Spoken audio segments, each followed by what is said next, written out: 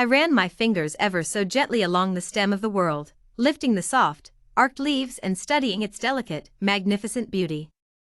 It dawned on me that many before me would have simply walked by such a precious thing. Maybe they would have trodden on it or pushed it aside. Who could blame them?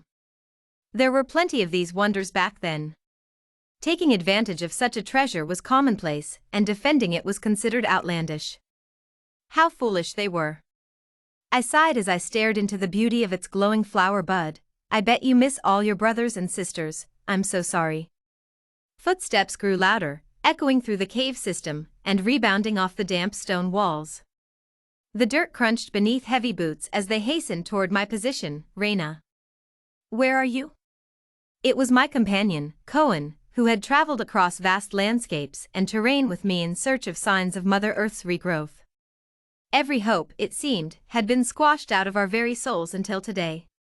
Over here, I called back, but be careful. I found one.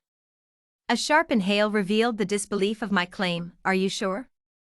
His eyes followed my pointed finger to the small sprout that had only just pushed itself above the surface of the earth.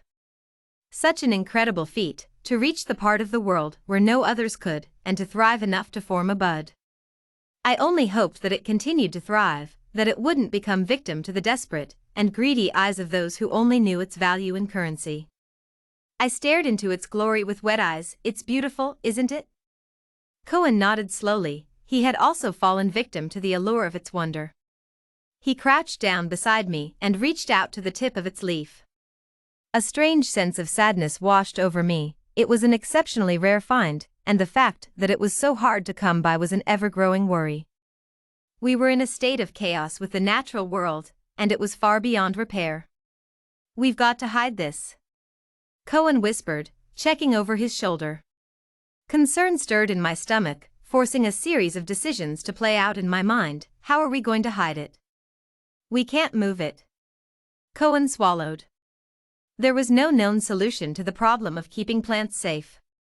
Every single discovery had led to corporations holding plants hostage for ransom, and failing to nurture them in their quest for dominance and praise. I checked the oxygen levels in my suit and flashed Cohen a desperate glance. Shit, again already, he said, noticing his levels were also nearing the low mark. I knew I wasn't just woozy from excitement. Let's head to the checkpoint and refuel, I said, stretching up and away from the plant. As I came to my feet, a wave of darkness flooded my vision and weighed the back of my head down. Easy, Reina, Cohen called, keeping me upright as I stumbled forward. We really need to fix your alert beeper. I hunched over and held my head in pain. No, it could alert other people.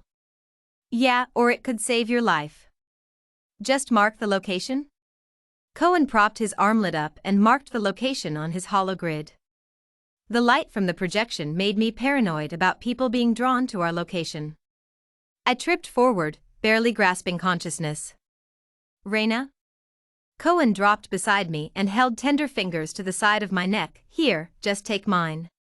He transferred a small amount of oxygen into my tank, and then lifted me off the ground. I kept my eyes closed tight as a high-pitched buzzing filled my ears. The journey back to the refuel station wasn't long, but it was dreadfully silent. I knew Cohen could see my obsession with trying to save the natural world came at the cost of my own well-being.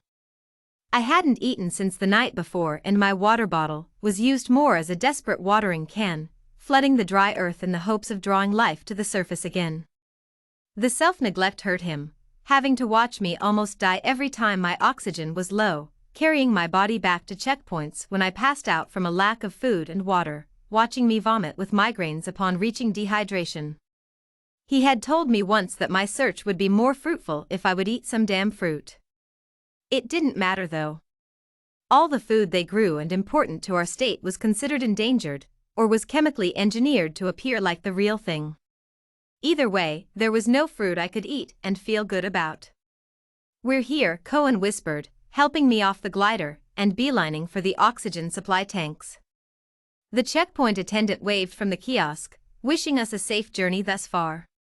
Cohen began refueling his main and spare tanks without so much of a word.